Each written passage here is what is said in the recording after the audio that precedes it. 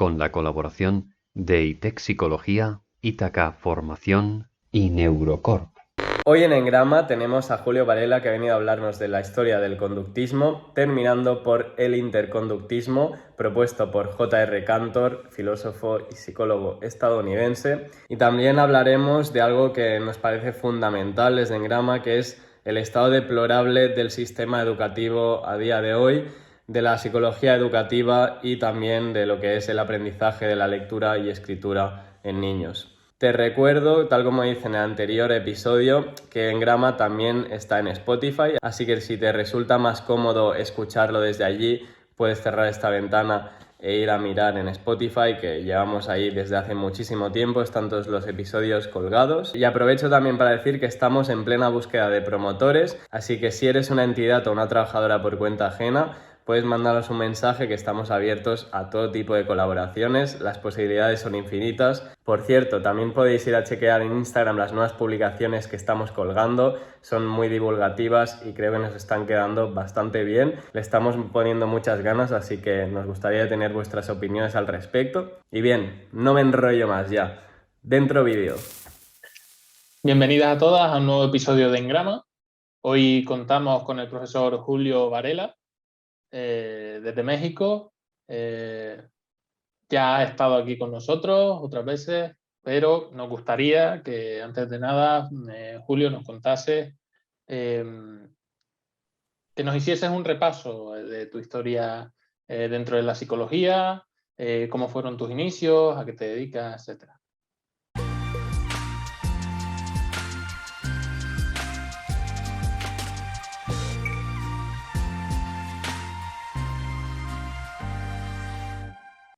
Bienvenido, Bueno, Julio. gracias, muy amable Luis. Bueno, pues mi historia pues, es relativamente, vamos a decir, simple. Entré a psicología, me volví conductista, me gustó mucho el enfoque. Originalmente era skinneriano. Tuve un maestro excelente, bueno, varios maestros, pero uno de ellos me enganchó para ir a trabajar a una escuela que estaba abriéndose, una escuela de educación básica, irme como psicólogo para allá. Estuve trabajando en esa escuela, luego regresé a la facultad para poder terminar los estudios. Me volví a regresar a la escuela donde trabajaba hacia el norte del país, y al regresar ya se había abierto una escuela que se llamaba ENEP Iztacala, que tenía un programa muy novedoso y era básicamente conductista, toda la formación. Estuve ahí trabajando un buen rato, me cansaron, o me cansé más bien, y me regresé de nuevo a la escuela, y así estuve transitando entre el norte del país y la UNAM, la Universidad Nacional Autónoma de México, durante unos 10 años aproximadamente. Finalmente, en otra ocasión, me fui de nuevo a Culiacán, al norte del país.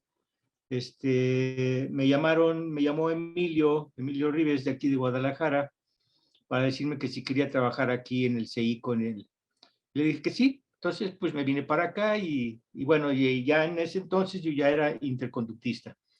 Desde mi incorporación a Iztacala conocí el modelo de Cantor, me gustó mucho, me convenció mucho, creo que daba solución a muchos problemas o dudas que tenía yo respecto al modelo de Skinner. Y pues bueno, aparte de que conocí a Cantor, me pareció una persona magnífica, excelente, muy culta, muy educada, muy respetuosa, siempre ponía atención, en fin, era un erudito, era una persona bellísima, Jacob Cantor. Y esa fue mi entrada al conductismo y luego mi entrada al interconductismo. Pues para empezar, que bueno, sobre todo nos vamos a focalizar en el tema del interconductismo y también diferenciarlo de otros conductismos, ya que sobre todo en España el interconductismo, pues bueno, ya de por sí el conductismo es minoritario y en las facultades se da repleto de mitos, si es que se da, pues el interconductismo es realmente inexistente, la formación que existe al respecto del mismo. Entonces, queríamos aprovechar, ya que tú has estado ligado durante mucho tiempo a todo ello, ya que has escrito algún libro desglosando conceptos básicos, por ejemplo, queríamos que nos contaras qué es eso del interconductismo, cuáles son los principales conceptos básicos que distinguen al interconductismo de otros conductismos, cuáles son los propios del mismo y cuáles eran esas dudas que a ti te surgieron para pasarte, digamos, de ese conductismo más skinneriano al interconductismo y esa visión más de Cantor. Claro. Sí, bueno, de hecho, me voy a apoyar en una presentación que realicé, que he presentado ya en ocasiones anteriores. Digamos que ya está muy vista, pero a mí me parece que está muy completa y da respuesta. Espero que sea clara, una respuesta clara a las preguntas que me has hecho, ¿sí? Entonces, si no tienen inconveniente, puedo compartir la pantalla. Genial, ya se ve. Ahora sí, magnífico. Bueno, pues ahora sí. Bueno, de hecho, tenemos ahí en pantalla, estamos viendo a 5 grandes representantes. Primero, obviamente, John B. Watson. Segundo, Jacob Cantor, Friedrich Skinner. Y luego tenemos a Wittgenstein y tenemos a Ryle. Sí. Voy a ir adelante para explicar o comentar un poco de ellos. Y aparte de los diferentes formas en que se ha concebido la psicología. El objeto de estudio de la psicología ha sido problemático definirlo. Desde un inicio hay versiones diferentes. El objeto de estudio, por ejemplo, de la psicofísica y la Gestalt era solamente el estímulo.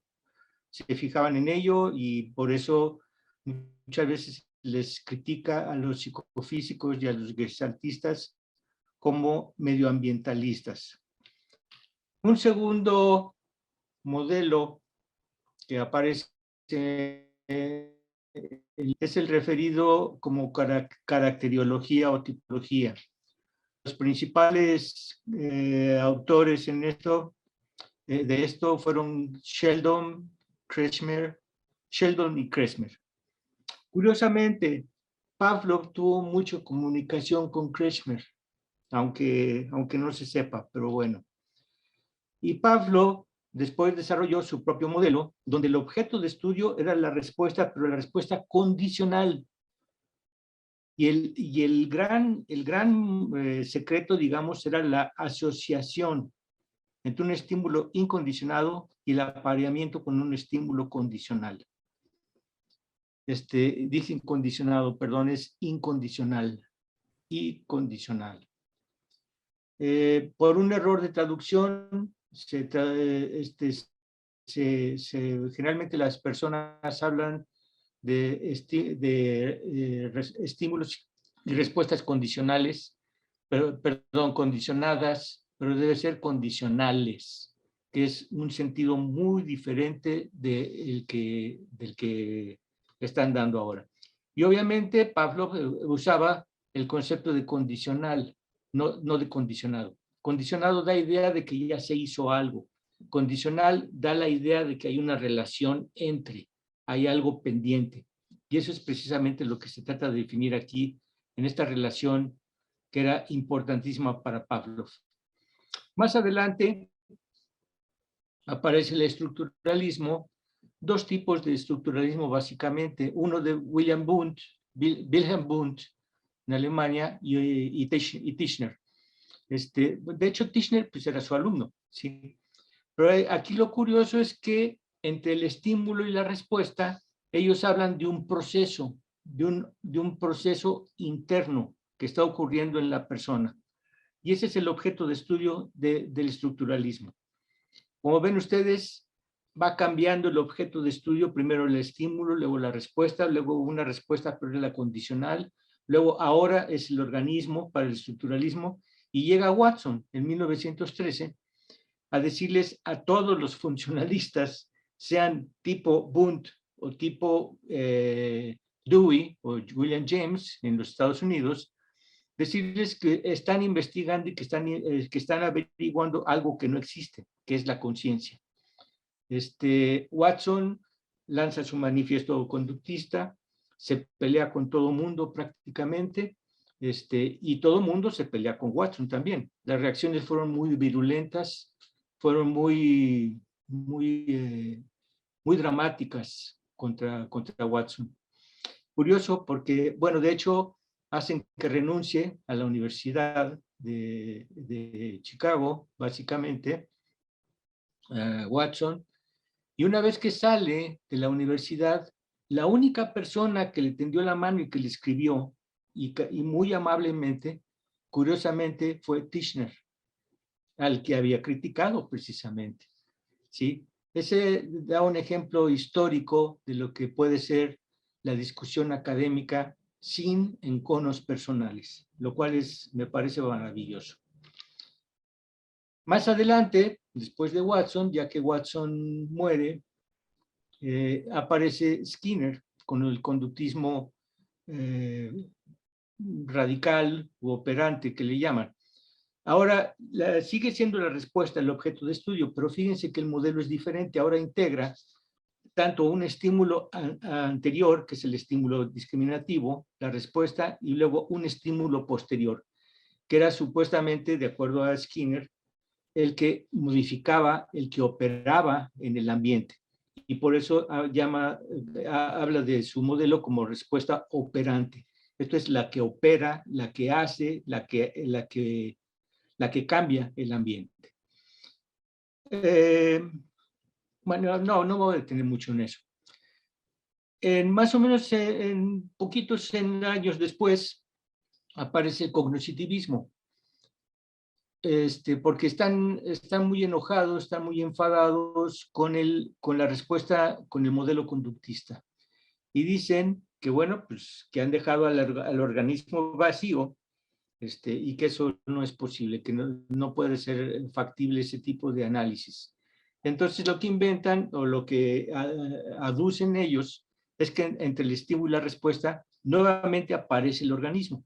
Pero es un organismo distinto del estructuralista, distinto de Wundt y Tishner. En este caso ya no es la conciencia, sino que son procesos que los nombres que se han empleado son increíbles. Casi todos vienen de la cibernética. Hablan de procesos, codificaciones, decodificaciones, representaciones y cuántas cosas más. Y finalmente, tenemos el interconductismo. Fíjense que el objeto de estudio cambia en cada caso. En el caso del interconductismo, lo que le interesa a Cantor ya no es ni el estímulo, no es directamente el estímulo ni tampoco es directamente la respuesta, sino que es la interacción entre ambos elementos. Hay un modelo que se asemeja, que es semejante, que es precisamente el que dedica la química. La química no estudia solo el elemento o los elementos, sino lo que le interesa a la química es la reacción que producen, la interacción que produce, o sea, que produce esa interacción entre dos elementos. Entonces, elementos o moléculas. El interconductismo se diferencia del conductismo de Skinner y de Watson precisamente en eso, en que Cantor se fija en la interacción y ese es su objeto de estudio. No es la respuesta directamente como es Skinner, como es el conductismo de Skinner y de Watson. Vamos a pasar a una parte que yo creo que es importante para entender históricamente este desarrollo. Si surge alguna pregunta mientras estoy hablando, mientras pongo, por favor háganla, no hay ningún problema. Sí, sí. ¿Ok? Vale. Bueno, vamos a revisar lo de las influencias históricas, que son muy importantes. Tenemos la línea del tiempo y una línea roja ahí que, uy, parece, se ve fatal, ¿no? Bueno, al menos a mí me parece, pero vamos a ver a qué se obedece. Como les decía, Watson en 1913 promulga, difunde lo que se conoce como manifiesto conductista. Y obviamente, pues, le dice a todos los estructuralistas de Estados Unidos, sean de la línea de James Dewey, o de John Dewey, o de la línea de Tishner, les dicen pues que están investigando cosas que no existen, que no tiene ningún sentido hablar de conciencia. Watson se dedicaba básicamente a la investigación con animales y decía, bueno, y ahora lo único que falta es que yo les tengo que preguntar a los animales si están conscientes de lo que están haciendo, lo cual era un absurdo para Watson, y por eso rechaza totalmente el modelo funcionalista, estructuralista o funcionalista. Fíjense lo curioso, Watson, aunque muchas personas creen que Watson se basó en Pavlov para hacer su modelo, eso no es tal, no es cierto en un principio. Se basó en Bechterev. Watson había leído algunas cosas de Bechterev, pero de hecho es curioso porque no cita a Bechterev, tampoco cita a Pavlov, ¿sí? Y años después, por ahí del 1918-19, Watson publica otro artículo donde declara ahora que cuando escribió el manifiesto conductista en 1913, él no conocía a Watson, digo a Pavlov, lo conoció después. La diferencia, bueno, ahorita vamos a seguir. Pero lo curioso es que Watson, en su polémica, en su rechazo ante lo que es el estudio de la conciencia o del estructuralismo, de toda esta parafernalia mentalista, Watson choca con la gran barrera que representa Descartes. René Descartes, del siglo XVII, había formulado una aparente solución con los grandes conflictos que existían entre los llamados, entre las personas que tenían una tendencia científica y lo que era la Iglesia Católica Romana. Descartes propuso la existencia de dos mundos, de dos entidades. Una que era la res extensa. Res extensa quiere decir la cosa que tiene extensión.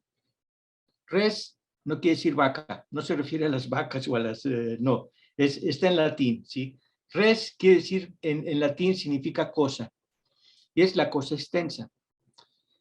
Pero ideó otro mundo, que era la res cogitans, que es la cosa que piensa, la cosa que intelige, la cosa que entiende.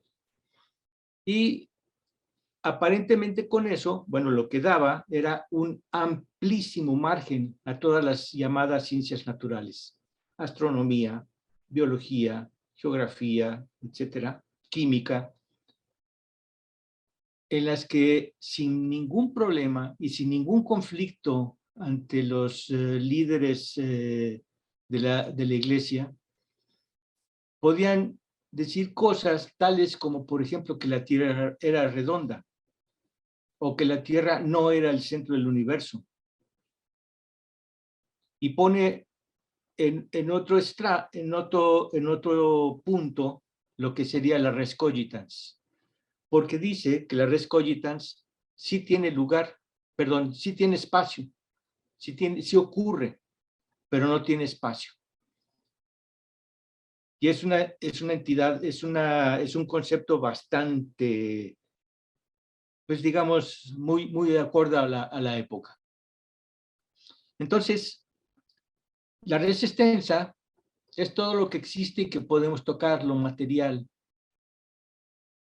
La res cogitans es todo aquello que podemos generar, que podemos crear, etc. Y no importa dónde está, porque no existe como objeto.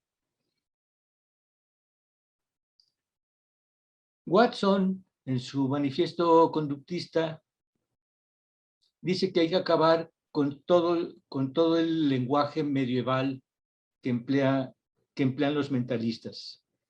Fíjense la palabra que es medieval. Se refiere precisamente al medioevo, al siglo XVII-XVI. Y el lenguaje que emplean, obviamente, pues es el de sentimiento, conciencia, experiencia, percepción, personalidad, carácter, temperamento, etcétera, etcétera, etcétera, etcétera. Dice, todo eso hay que barrerlo, todo eso hay que olvidarlo, todo eso no existe. Y es cuando las personas, algunos psicólogos dicen, dejaste al organismo vacío, niño, ¿qué has hecho? Pero Watson dice, eso no existe. Pero curiosamente, porque empieza a traducir todos esos conceptos a un lenguaje que se refiere precisamente a algo que sí existe. Por ejemplo, el lenguaje, dice él, que son movimientos sublinguales. Pero no resuelve definitivamente el conflicto generado por Descartes. Ese conflicto entre los dos mundos, entre la res cogitans y la res extensa. Más adelante, fíjense, 1938, aparece Skinner y escribe su libro The Behavior of Organisms, que es el único libro teórico aparentemente que escribe en toda su vida. Pero, ahora sí, Skinner se basa en Pavlov, ¿sí? Y se basa en Watson. Su modelo depende de Pavlov y depende de Watson. Pero Pavlov, abiertamente, él confesaba, no confesaba, él decía, manifestaba que su modelo era mecanicista e iba en contra del mentalismo, definitivamente. Es muy interesante los paralelos que es muy interesante los paralelos que hay entre Skinner y Pavlov. A Pavlov no le gustaba la filosofía, a Skinner tampoco. Pavlov era sumamente metódico y sistemático. Skinner también lo era. Pavlov tiene un modelo mecanicista y el modelo adoptado por Skinner, desde mi punto de vista, también es mecanicista, basado en los reflejos condicionales de Pavlov. Y en tanto sean reflejos condicionales, si hay un reflejo quiere decir que hay un contacto, que hay algo en que entra en contacto con algo. Y eso da origen a un modelo mecanicista. Ese es el modelo de Skinner. Pero le ocurre a Skinner lo mismo que a Watson. Se estrella contra la barrera planteada por Descartes. No resuelve el problema del mentalismo, simplemente lo ataca. Y él dice, bueno, a diferencia de Watson, Watson dice hay que barrer con todos esos conceptos, no hay que volver a mencionarlos, excepto si les damos una connotación nueva, si los redefinimos de acuerdo a una teoría que sea congruente con nuestra posición. Skinner no obra, por eso se le conoce a Watson como el conductismo metodológico, porque metodológicamente hacen a un lado el mentalismo, pero no lo resuelven, no dirimen con él, ¿sí? Skinner, a diferencia de Watson, Skinner empieza a definir todos los conceptos esos que Watson llamaba que eran medievales, entonces empieza a definir, pero en términos de estímulo, respuesta, consecuencia. Y con eso cree que resuelve el problema, lo cual para mí es falso. No resuelve el problema, definitivamente. Y, bueno, viene la sorpresa. La sorpresa es que la forma de pensar de Descartes viene generada desde el siglo IV después de Cristo, cuando Constantino, emperador romano, se vuelve católico. Fíjense, era el imperio. El imperio en ese entonces es semejante a lo que ocurre ahora con Estados Unidos, obviamente. El imperio de Constantino era sumamente poderoso.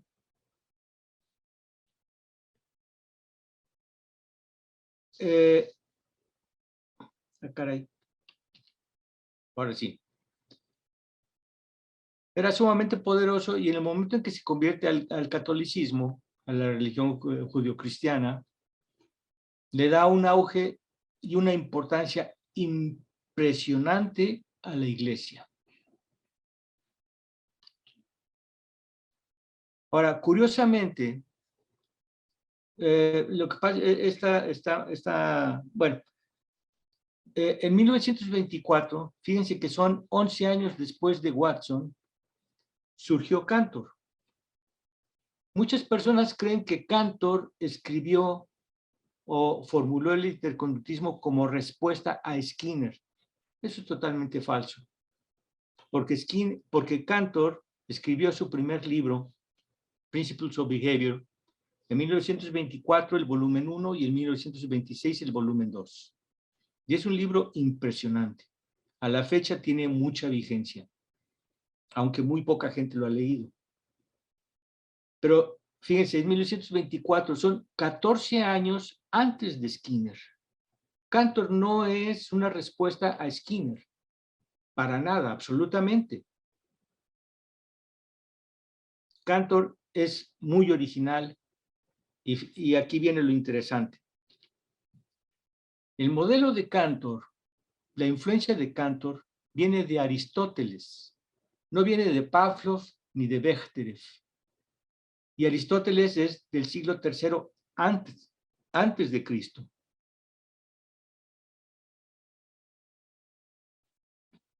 La solución, la forma de plantear Cantor el problema de lo psicológico deviene totalmente de Aristóteles. Y aquí hay muchísimos malentendidos y muchísimas cosas que se dicen pero no son ciertas. Aristóteles no era metafísico. Hay un libro de Aristóteles que se llama Metafísica y mucha gente cree que es un libro sobre cosas esotéricas y quién sé qué tanto más. No, eso es falso, totalmente. Aristóteles escribió un libro que se llamaba Física y muchas cosas más relacionadas con la biología, Parvanaturalia, no me acuerdo de los otros, pero había escrito un montón de cosas. Y luego escribió otro libro que incluía la filosofía o la lógica de cómo ir entendiendo las diferentes formas de organización que existían en los seres. Una vez que murió Aristóteles, después de bastantes años, un alumno de él que heredó la escuela de Aristóteles, encontró un libro de Aristóteles y le puso Metafísica, pero simplemente para señalar que ese libro debería de leerse después de haber leído el de Física. Eso era todo. Metafísica y luego está lo que sigue después de la física. Pero no quiere decir que sea mentalista, ni espiritualista, ni nada de ese tipo de cosas. Es más, de hecho, el dualismo en la época de Aristóteles no existía. No existía el concepto. Y es falso que Platón, Aristóteles y Arquímedes hayan sido dualistas. Totalmente falso. Ese concepto no existió sino hasta mucho después. Retomando a Watson, a Cantor y Skinner de la línea anterior, en 1913 Watson, 1924 Cantor, 1938 Skinner. Después aparece otros dos elementos, fíjense, no son psicólogos, son filósofos. Wittgenstein, en 1953, publica su libro de investigaciones filosóficas. Aunque antes había escrito otros libros, el de investigaciones filosóficas incluye o recopila gran parte de lo que es el modelo de Wittgenstein. Y es muy interesante porque Wittgenstein lo que hace es analizar el comportamiento, pero desde el punto de vista filosófico, no desde el punto de vista psicológico como lo hacía Watson, Cantor y Skinner. Y por eso a Wittgenstein bueno, Wittgenstein, el modelo de Wittgenstein era Bertrand Russell, ¿sí? Y, curiosamente, un alumno de Wittgenstein es Gilbert Ryle, quien en 1949 escribió el concepto de la mente. Fíjense que es muy curioso, porque aquí se invierten los tiempos. Ryle publicó un libro antes que el de investigaciones filosóficas, y donde hace una crítica, según yo, muy buena, muy bonita, muy simpática, enredosa probablemente, una crítica respecto a la mente. Pero aquí sí, Ryle es alumno de Wittgenstein, y Wittgenstein es alumno de Russell. Esta es la influencia de lo que llaman algunos ahora como conductismo lógico, ¿sí? Pero que de hecho es un análisis filosófico de la forma en que debe de estudiarse la psicología. Y muy curiosamente, porque tanto Skinner como Cantor y muchos otros conductistas operantes e interconductistas citan a Ryle y citan a Wittgenstein como apoyo. De hecho, no existe controversia entre Cantor y Skinner y Ryle y Wittgenstein.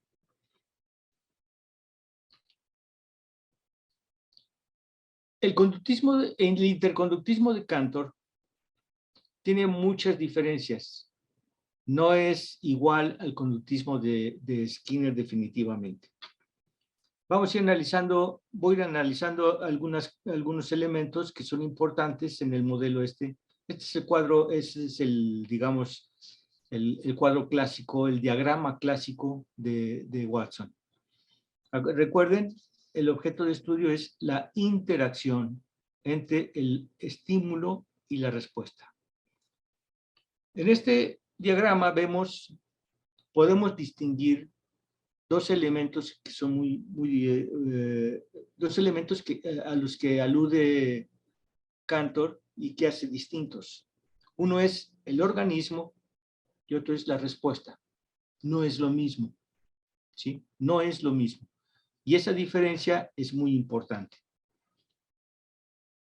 Y por el otro lado está el objeto y está la estimulación, que también son dos cosas diferentes. Fíjense que se compara objeto-organismo y respuesta, objeto-organismo, y por otro lado respuesta-estimulación.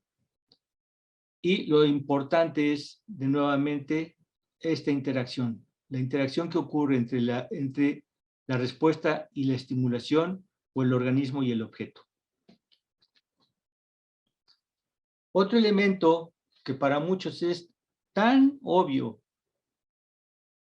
que resulta innecesario que Cantor lo defina, ¿no? Y no, yo creo que no, definitivamente es al contrario, porque eso clarifica mucho las cosas. Es el medio de contacto. ¿Cómo es que un organismo puede tener relación, puede tener interacción con un objeto, y cómo el objeto tiene interacción con el organismo?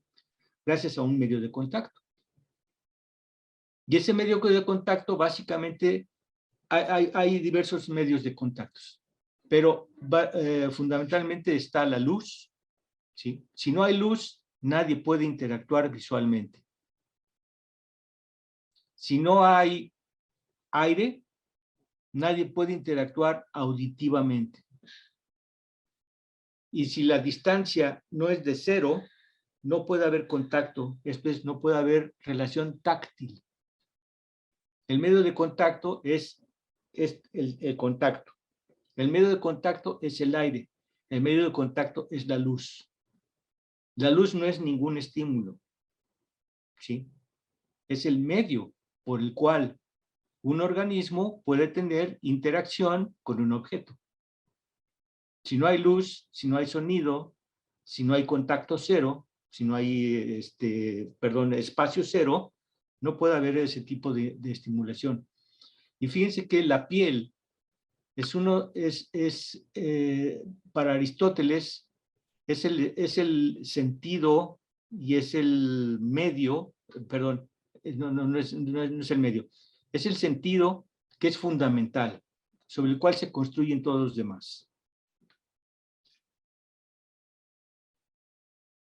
Lo que va viviendo cada persona, cada organismo, porque incluso esto incluye el análisis de la conducta de los animales, del intercomportamiento de los animales, cada organismo tiene eventos o tiene relaciones o interacciones diferentes.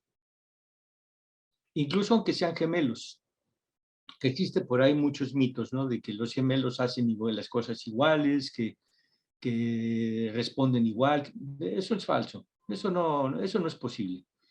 En el momento, por ejemplo, que vamos a poner que nacen dos gemelos o gemelas, no importa. En el momento que uno tiene hambre, ¿el otro también? No. En el momento que uno es amamantado, ¿el otro también? No. Ahora, uno vamos a suponer que se llama Julio y el otro vamos a suponer que se llama Marcos. Bueno, Marcos tiene un hermano que se llama Julio. Julio tiene un hermano que se llama Marcos. Pero Marcos no tiene un hermano que se llame Marcos. Ni Julio tiene un hermano que se llame Julio. No puede ser, no es factible. Lo que haga Marcos, Julio lo ve. Lo que haga Julio, Marcos lo ve. Pero Julio no ve lo que hace Julio. Y Marcos no ve lo que hace Marcos. A menos que se proyectase como si hubiese un espejo o un mirador o una cosa así medio rara o fuera filmado, ¿no? Esta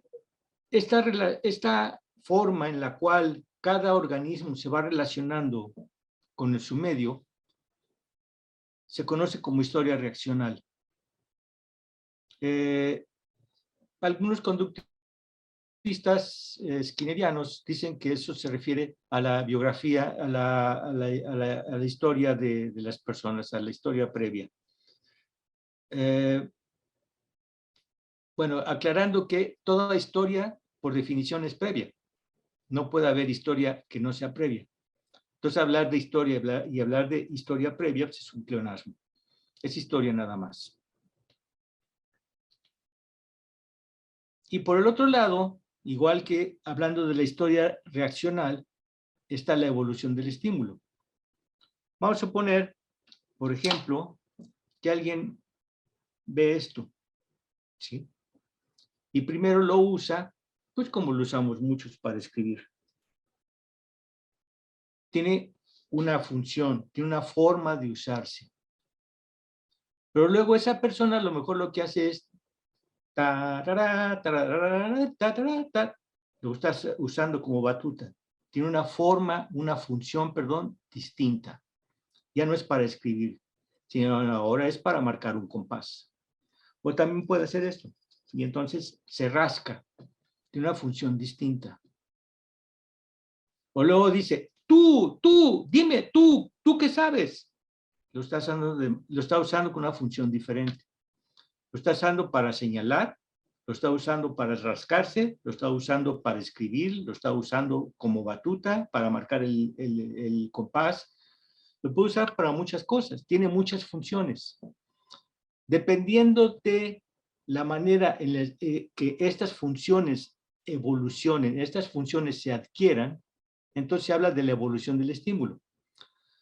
Entonces yo puedo hablar de la evolución del lápiz. Primero fue lápiz, luego fue batuta, luego fue rascador, luego fue señalador, y puede ser muchas cosas más. Todo lo que se nos ocurra o se nos antoje o querramos inventar que pueda ser un lápiz. La evolución del estímulo va de la mano con la historia reaccional, porque conforme se aprende una función, o sea, el organismo adquiere una función de estímulo y adquiere una función de respuesta. Perdón, adquiere una función de respuesta de acuerdo a la función del estímulo.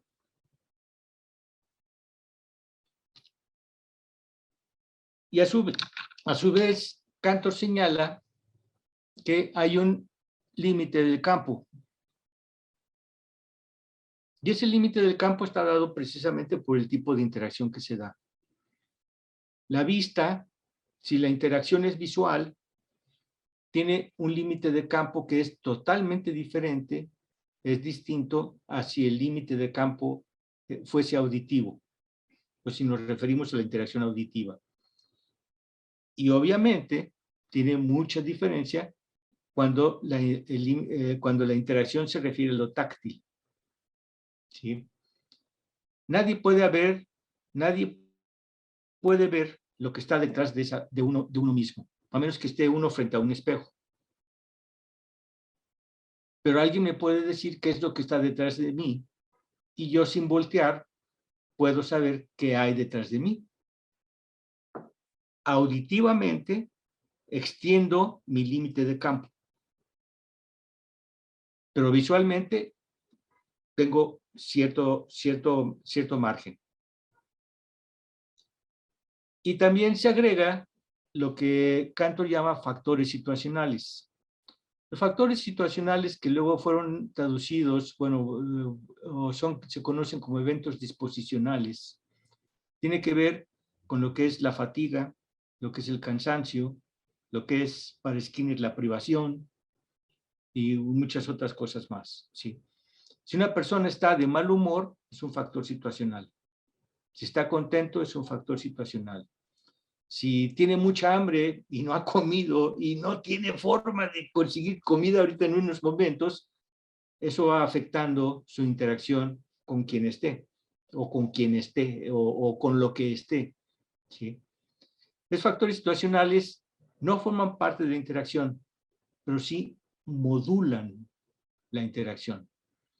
En la medida en que el enojo crezca o el enojo sea más fuerte, puede hacer que yo responda de una manera más agresiva o más descortés o más grosera con otra persona.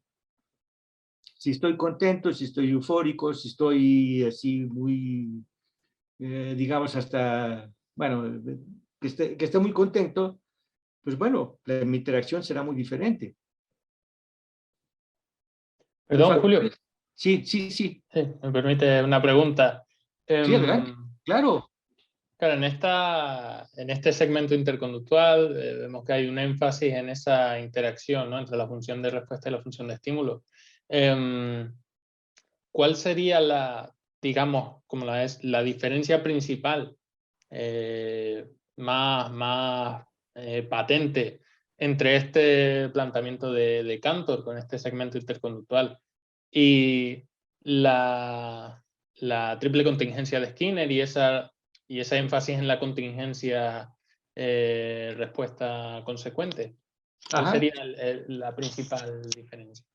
Primero, fíjense que aquí no hay consecuencia. Aquí no está planteado en ningún momento el reforzador.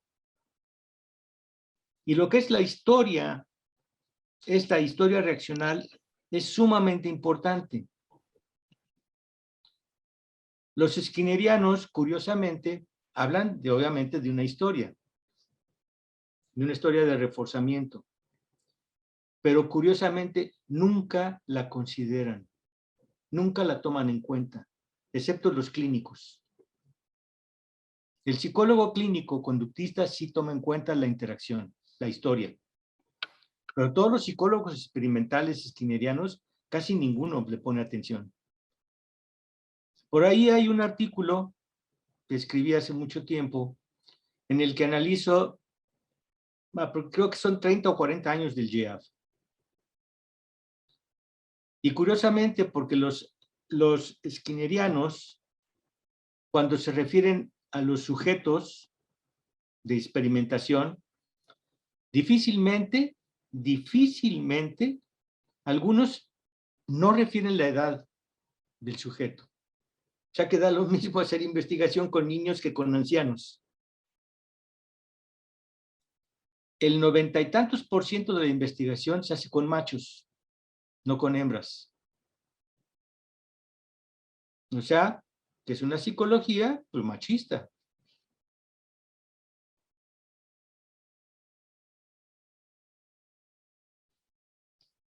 Todos, eso que llaman que si emplearon un organismo ingenuo o no ingenuo, es simplemente como control experimental, que no hayan tenido contacto con un tipo de preparación que es semejante al que se va a usar en esta investigación. Pero de ahí en fuera, no consideran nunca, para nada, la historia del sujeto. Y todos los psicólogos clínicos, todos, saben que es sumamente importante esto. Esto es una... ¿De dónde sale esto? O sea, ¿por qué ocurre esto? Pues precisamente porque Skinner, el libro que escribió en 1938, se refería a la conducta de los organismos, The Behavior of Organisms. Pero todos los organismos que aparecen en ese libro, todos, son ratas, no son humanos. Ahora, en las ratas, en los animales, la historia no es importante. Pues no. Nadie toma en cuenta la historia, ¿sí? Pero en el ser humano es sumamente importante. Si, por ejemplo, yo no sé quién es Pancho Villa, o quién fue Pancho Villa, o quién es Emiliano Zapata, pues a lo mejor tengo algunos problemas, ¿no? Y podemos analizar muchísimas cosas, definitivamente, ¿no? La diferencia de este segmento interconductual con el análisis operante, primero es que aquí no se habla de estímulos discriminativos. No se habla tampoco de reforzadores. Y en el modelo skinneriano no se habla nunca de la función de estímulo, ni de la función respuesta, ni la función, ni del objeto. Se habla del objeto y se habla de la estimulación y se habla de eso sí, de la respuesta y del organismo. Pero los hablan como si fuesen sinónimos.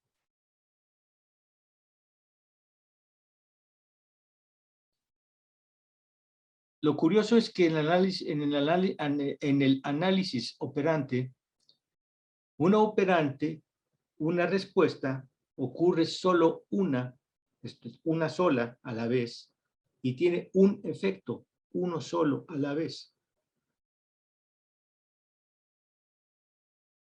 Tomemos, por ejemplo, el caso de los programas de reforzamiento. Los programas de reforzamiento siempre son para un individuo, uno. Y es para una respuesta, una. Es la misma respuesta.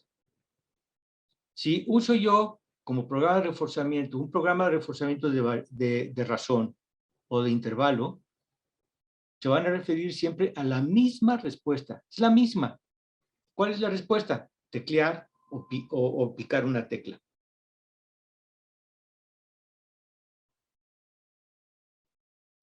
Y luego cuando se habla de lectura, por ejemplo, vamos a suponer que la persona dice historia reaccional. Ah, son dos estímulos.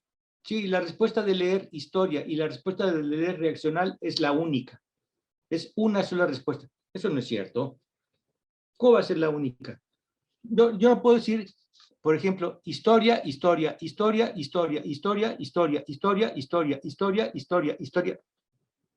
No. ¿Cómo te llamas? Julio. No, me llamo Julio Agustín Varela Barraza. Son 4 respuestas diferentes. Si fuera una sola, diría Julio. Esa respuesta que es única, obviamente depende del modelo que se adopta para investigación. Y es el modelo de Skinner. Está bien. Él quería tener una constancia, él quería observar una curva de aprendizaje, siguiendo obviamente el plan o lo ideado por Pavlov. Y lo encuentra finalmente. Encuentra la manera de cómo graficar y cómo entregar pellets de manera que sea continua, no que sea discontinua, que era el problema de los laberintos. Cuando se suelta una rata, por ejemplo, en un laberinto, hay que ponerla al inicio del laberinto, y una vez que llega al momento, al punto donde encuentra el agua, la comida o lo que le hayan puesto, sacan a la rata y la vuelven a poner en su punto de origen. Con la caja de Skinner se resolvía ese problema de estar repitiendo esa acción. Entonces se habla de la operante libre. Pero eso es un artefacto. Eso es un artefacto, obviamente, producto del equipo que usa Skinner.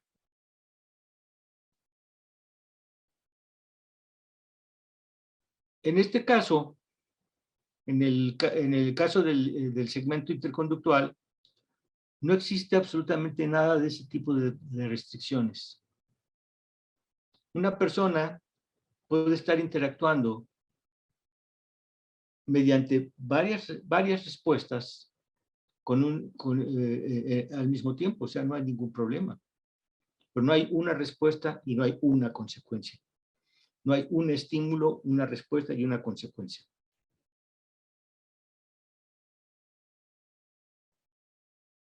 ¿Sí respondo a tu pregunta, Luis? Al menos inicialmente. Sí, sí, desde luego, ¿Sí? estupendo, Julio. Oh. Solo otra pregunta. ¿Sí? Entonces, desde el interconductismo, ¿cómo se abordaría al trasladarlo a la investigación experimental, por ejemplo? ¿Cómo se abordaría esta investigación, ya que no se está utilizando los conceptos de discriminativo, de reforzador? Digamos, ¿cuál es la alternativa interconductual?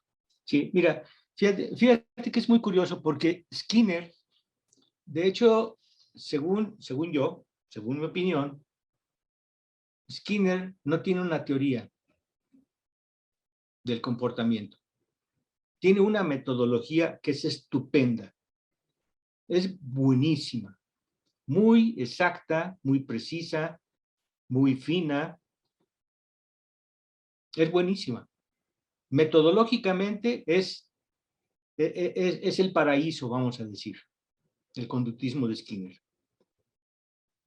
Pero filosóficamente, teóricamente, lógicamente, no tiene fundamentos. No tiene fundamentos claros. Incluso Skinner mismo y muchos conductistas dicen que el conductismo no es una tendencia en la psicología, sino que es la filosofía de la psicología. Curiosamente, nadie ha extendido y nadie ha hecho un análisis sobre qué quiere decir eso. A diferencia de Skinner, Cantor no tiene una metodología. Cantor no hizo experimentación, aspecto que Skinner sí. Skinner lo que hizo fue experimentar. Uf. Y tenía muchísimos alumnos en el posgrado, en el doctorado, que querían estar con él porque precisamente él hacía tesis experimentales. Y Watson no, digo, Cantor no. Cantor no hacía investigación. Era investigación de otro tipo, era de investigación de tipo filosófica. Y esa, en Estados Unidos, a nadie le interesa.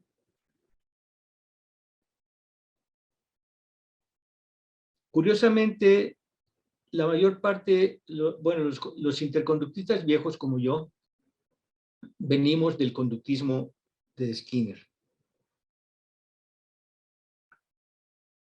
Y aprendimos interconductismo siendo conductistas. Las nuevas generaciones han aprendido ya directamente el interconductismo. Algunos, obviamente, ¿no? No todos. En México hay cierta cantidad lo ha hecho. Y ha hecho mucha experimentación, pero curiosamente, con paradigmas o con métodos que son propios del análisis de la conducta. La crítica mayor que puede hacerse al interconductismo es que no tiene una metodología propia aún. Eso es cierto, no la tiene. Yo todo lo que he hecho, lo he hecho obviamente guiado por ciertos patrones skinnerianos. que trato de abandonarlos, trato de no seguirlos, trato de no hacerlos. Pero finalmente mis diseños o los diseños que empleo, las formas en las cuales abordo el problema, etcétera, tienen algo que ver con el conductismo de Skinner. Esa es una crítica y es válida. ¿Se requiere una metodología propia del interconductismo? Sí, no existe. Esa es una deficiencia y esa es una particularidad del interconductismo, que aunque tiene un muy buen planteamiento filosófico, no tiene un planteamiento de tipo experimental, específico, ¿sí? Y único, o que lo distinga de algunas otras cosas. De hecho, la mayor parte de la investigación que se hace en el interconductismo tiene mucho que ver con el análisis operante, con la forma de abordar, ¿sí? Julio, una duda que me surge a mí al respecto, que ¿Sí? bueno, a mí me suena, bueno, ya no que me suene, ¿por qué Cantor y Skinner realmente no trabajaron más juntos? Porque lo que yo tengo entendido es que Cantor sí que realmente propuso a Skinner trabajar más en conjunto, ¿no? Si no estoy equivocado. Así es. ¿Y por qué al final no se hizo? Teniendo uno tantas cosas buenas que aporta en un campo y el otro en otro, ¿por qué no lo hicieron? Mira, yo creo que por la forma de ser de ambos, ¿sí? ¿Mm? De hecho, la idea de Cantor tuvo un proyecto que era muy interesante, que era contratar psicólogos de diferentes ramas y reunirlos, o sea, de que trabajaran todos juntos para que juntos establecieran un solo programa para la psicología. Y de hecho, bueno, contrató a muchas personas, bueno, logró que se incorporaran muchas personas en la universidad, entre ellos Skinner. Pero curiosamente, porque la oficina de Skinner estaba como a 4 oficinas de distancia de la de Cantor, y hablaron solo 2 veces en su vida. Y fue efímero el contacto, ¿sí? Cantor tenía dos, bueno, según Bert Planck, que escribió un artículo que es muy bonito, Cantor tenía 2 características que limitaban o que lo hacían muy diferente. Uno es que era judío. Y en esos tiempos, en 1920, 1910, 1930, en Estados Unidos, ser judío era un problema severo. Skinner no era judío. Y el segundo problema, o la segunda diferencia, es que Skinner hacía investigación y Cantor no. Cantor se dedicaba a hacer filosofía de la ciencia, filosofía de la psicología. Pues yo creo que fueron intereses muy diferentes, personas muy diferentes, y por eso no hubo contacto, no hubo una relación más estrecha. De hecho, es curioso porque Cantor no cita absolutamente para nada a Skinner en todos sus libros. Habla de el análisis de la conducta, definitivamente, pero nunca menciona a Skinner. Nunca. Y Skinner sí nombra a Cantor en muy pocas ocasiones, no creo que pasen más de 5 veces, en los que cita formalmente a Cantor. Pero de hecho no comparten los puntos de vista, y obviamente mucho menos cuando Skinner adopta el modelo reflexológico de Pavlov. Cantor está muy remotamente, muy lejos de eso, con un modelo que no tiene nada que ver con la reflexología, sino que es un modelo filosófico que es de Aristóteles y del siglo III antes de Cristo. Son raíces, son tendencias no opuestas, yo diría, diametralmente distintas, radicalmente distintas. No tienen nada que compartir, nada. ¿Sí?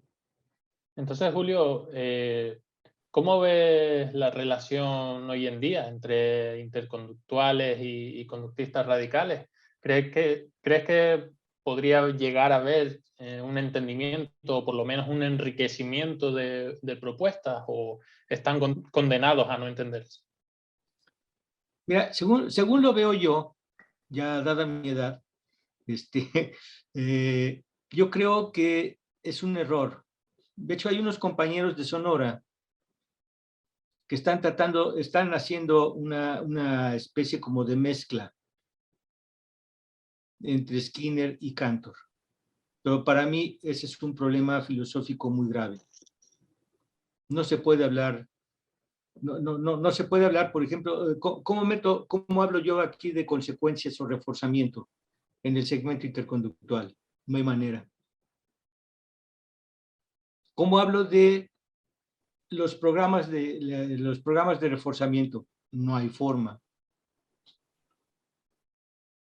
Si el interconductismo, por ejemplo, es un análisis no de uno a uno, como en el caso de Skinner, hay una variable independiente y una variable dependiente, y todo lo demás está controlado. Si todo lo demás está controlado y yo hago que ocurra la variable independiente, lo que pasa después, sin duda alguna, es efecto de la variable independiente. Y lo llamo yo como variable dependiente. Es un estudio causalista. Hay un efecto y hay un efecto y hay una causa. Pero uno nada más. Ese es un análisis unilineal. Y el interconductismo no se basa en eso, para nada. El interconductismo es un análisis de campo. No hay una variable que sea más importante que la otra. Todas las variables cuentan. Todas. Entonces, si ocurre algo, no es efecto de una sola causa. Es efecto del campo. Y esa es una gran diferencia. O sea, de hecho, a veces cuesta mucho trabajo entender la lógica o cómo es que opera esto, ¿no? Sí. Pero simplemente se trata de una forma distinta de pensarlo. Es como, por ejemplo, le ocurre lo mismo, yo me imagino, a las personas que les hablan, por ejemplo, que les hablan, por ejemplo, si no son conductistas y alguien les habla del conductismo, dicen, oye, qué forma tan rara de pensar, ¿eh? Porque toda la gente está acostumbrada a que las personas hablemos de mente, de idea, de simpatía, de personalidad, de carácter, etc. Y cuando un conductista skinneriano de esos radicales nos dice, oye, la personalidad no existe, oye, el temperamento no existe, oye, no existe nada. Obviamente la persona se espanta y dice, no te entiendo, no sé de qué estás hablando. ¿Cómo te dices que eres psicólogo si no crees en la mente? Si dices que no tienes mente, que no tenemos mente. Tratar de pensar, tratar de idear una forma de ser, una forma de comportarse, pero sin el concepto de mente, para muchas personas es impensable, es inaceptable. Para un conductista no. Para un conductista es todo lo contrario. Un conductista va a decir, no, claro que lo hacemos todo, pero sin mente. ¿Sí? Y ocurre lo mismo cuando nos dicen, por ejemplo, los interconductistas, que no hay una variable independiente y no hay una variable dependiente. Hay un campo de estimulación y hay un campo de respuesta. Hay un evento de campo.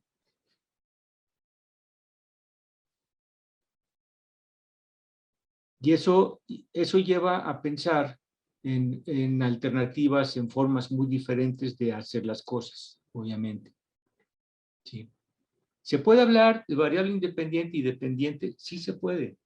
En el interconductismo sí se puede, pero es solo con motivos experimentales, pero no con motivos de explicación teórica. Es algo muy diferente, o sea, no es la manera de hacerlo, ¿sí? Es como, por ejemplo, en los estudios de correlación, se habla de variable independiente y dependiente también. Oye, pero si es correlación, ¿cómo va a haber una independiente y una dependiente? Ah, es que son correlaciones independientes o dependientes, pero en términos factoriales, en términos de la correlación misma. Se toma un evento como si fuese la variable independiente y el otro como si fuese la variable dependiente, pero simplemente por efectos de experimentación. Pero no porque se considere, no porque se conciba que uno depende del otro. ¿Sí? Porque si se habla de correlación, quiere decir que los dos covarían. Si varía uno, el otro varía. ¿De qué depende que haya variado uno? ¿Del otro? No, excepto cuando estoy hablando experimentalmente. Son cosas raras y que no están suficientemente definidas.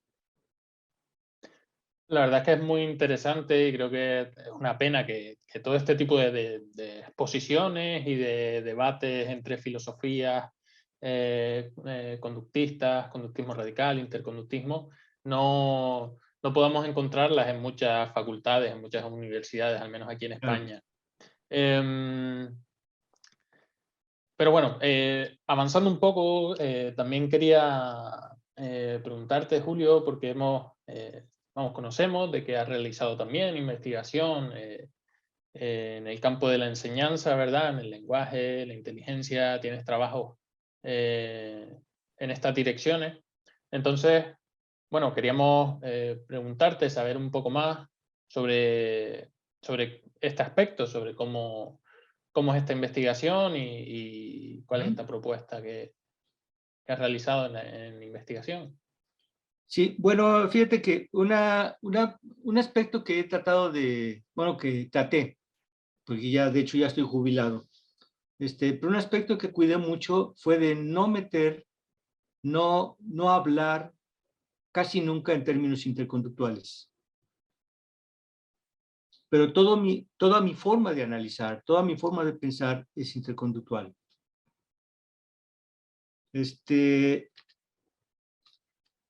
Permítame, voy a cambiar la presentación, ¿sí? Vale.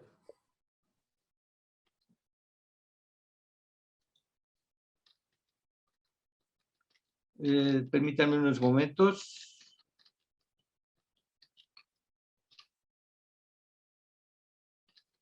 Ah, es que la cerré.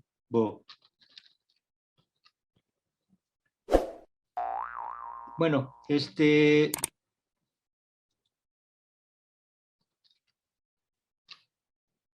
lo que quiero platicarles es unos aspectos que tengo aquí. O sea, la forma. Hace mucho tiempo, o sea, cuando estuve trabajando en la escuela esta de educación básica, el maestro que me enganchó en el negocio, me dijo: Julio, hay que tratar de averiguar, tratar de formular un programa de lectura que sea eficaz con cualquier persona. Y bueno, pues con el tiempo y con mucha paciencia, pues me di a la tarea. Y finalmente propuse un programa al que llamo programa de lectura Cantor, porque está basado en esta forma de pensar, ¿sí? Tiene muchos aspectos que son para mí novedosos, que son interesantes, son importantes, pero sí me gustaría, es que ya sé qué pasó, es que a la hora de enchufar permítanme, a la hora hora de enchufar la cámara, quité una extensión de la USB en donde tengo los archivos que iba a proyectar, entonces por eso no aparecía. A ver si espero encontrarlo rápidamente, permítanme un momento. Sí, sí, sin problema.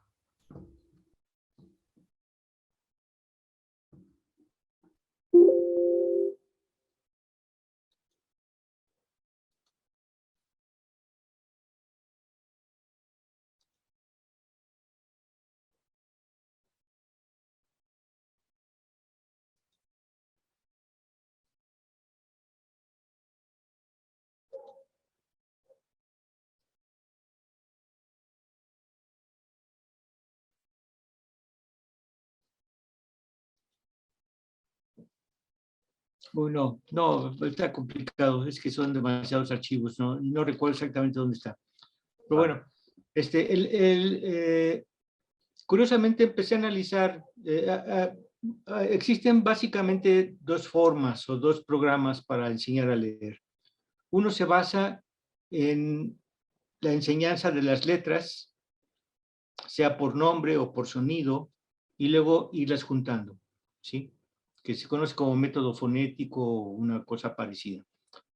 Y hay otro método para enseñar a leer que se basa en la enseñanza de la palabra completa, acompañada de un dibujo. Se conoce como enseñanza del método global. Yo me empecé a preguntar si existía razón, si existía alguna lógica, algún fundamento de por qué uno u otro. Y lo curioso es que las razones que daban no tenían nada que ver o tenían muy poco fundamento. El hecho, por ejemplo, cuando un papá está con su hijo pequeño de 3 años, 2 años, y que ve que viene la mamá, el papá nunca le dice al hijo, mira, ahí viene un par de ojos. Dice, ahí viene tu mamá. Cuando pasa un perro, ningún adulto le dice al niño, mira, ahí van 4 patas. Le decimos, ahí va un guaguá, un perro. Así es como enseñamos. Enseñamos a ver el todo. Entonces, los del método global creen que así piensa la gente o así es lo más fácil o natural que la gente aprenda a ver las cosas de manera global y luego particularizar. No, no es cierto. Es que así se nos enseña. ¿Sí? Después de que aprendemos que una persona es esa masa, empezamos a diferenciar la boca, los ojos, la frente, las pestañas, la greña, etcétera, etcétera, etcétera, etcétera. Primero vemos un piano y decimos piano. Después vemos que hay teclas. Y después de teclas vemos que hay unas negras y hay unas blancas. Pero vamos particularizando. Pero es por la manera en que estamos acostumbrados a hablar y estamos acostumbrados a interactuar.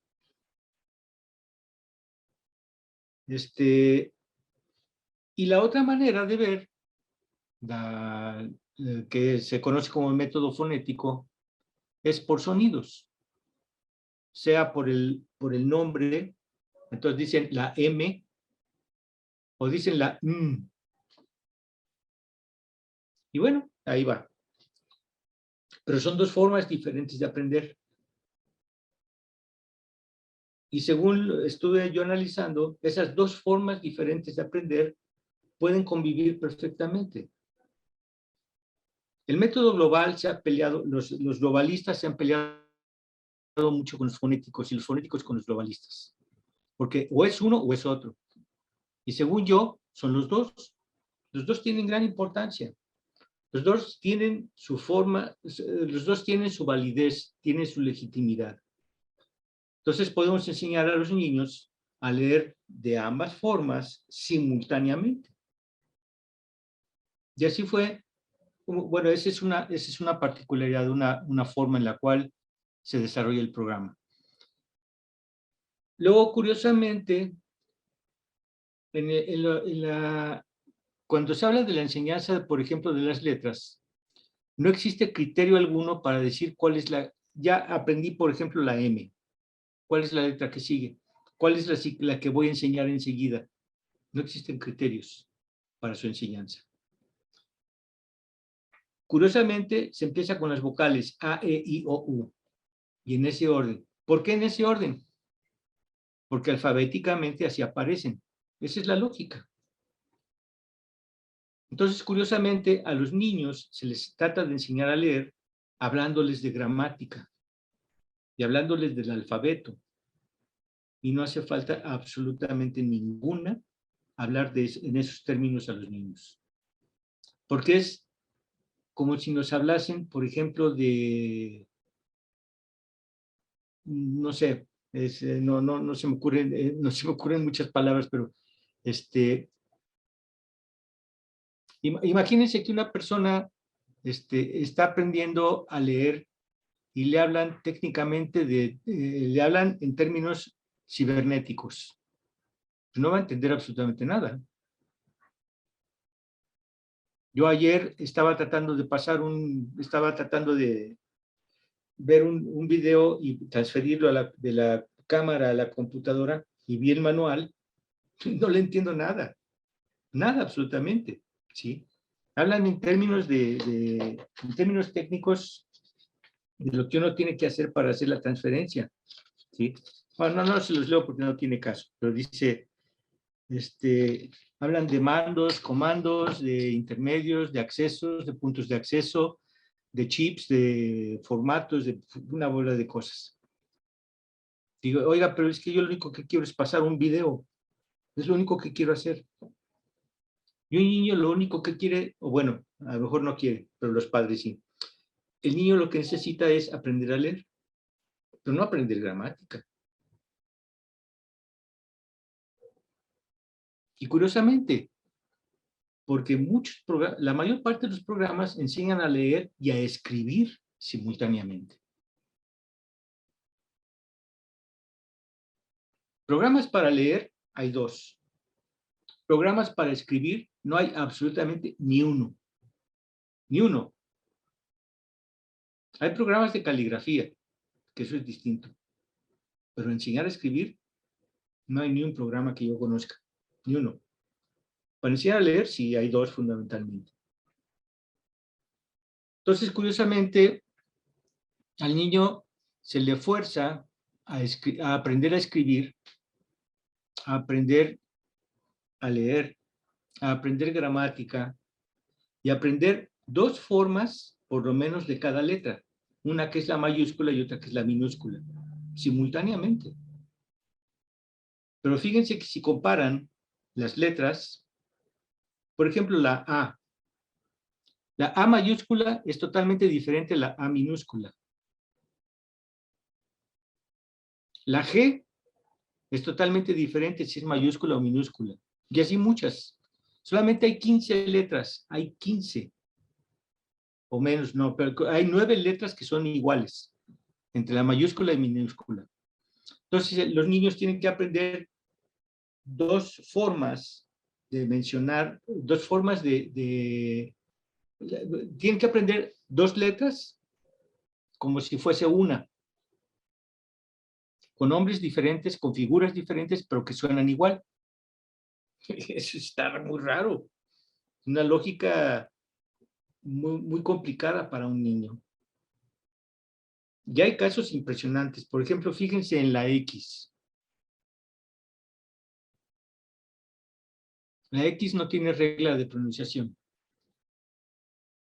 Yo puedo decir Xiana, que empieza con X. Pero digo México, con J y lleva X.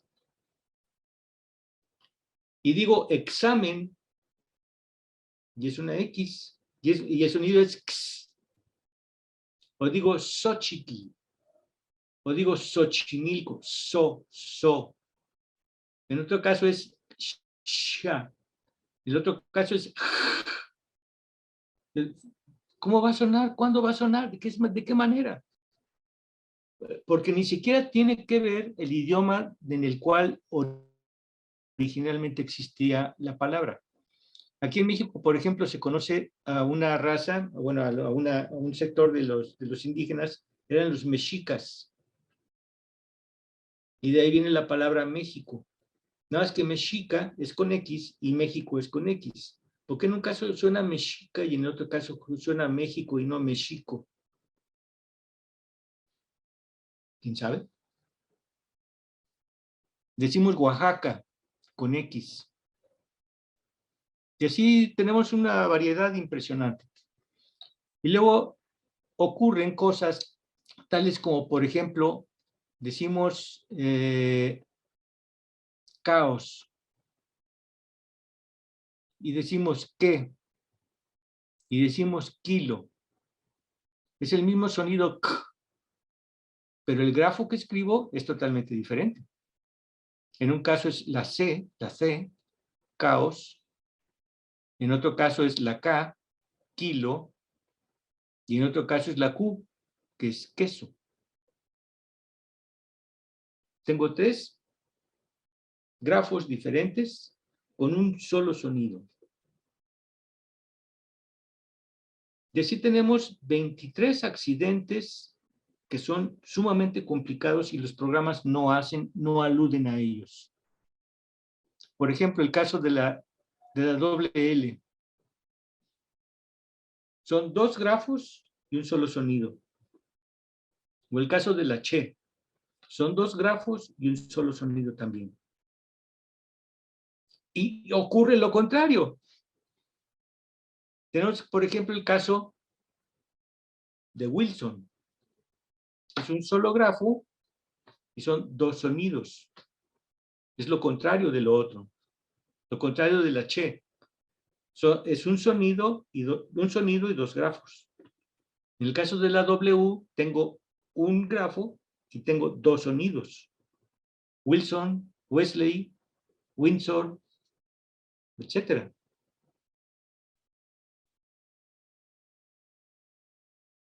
Eso hace demasiado complicado la enseñanza de la lectura y sobre todo cuando los programas no hacen énfasis en este tipo de diferencias. En el programa que se construyó,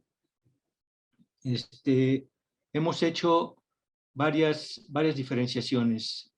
Uno, el criterio para enseñar la siguiente letra tiene que ver con la simplicidad de lo que va a aprender el niño. Entonces, de hecho, los casos de presentación de las letras se van haciendo cada vez más complicados, cada vez más complejos, ¿sí? Pero para ello se le cuenta al niño una historia que sea creíble. Por ejemplo, aquí en México, y veo que allá, bueno, en España también, empleamos 2 nombres. Yo puedo responder a Julio y puedo responder a Agustín. Generalmente es Julio, porque casi nadie me llama Agustín.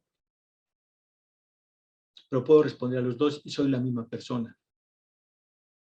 Entonces puedo llamar de 2 maneras distintas a la misma persona.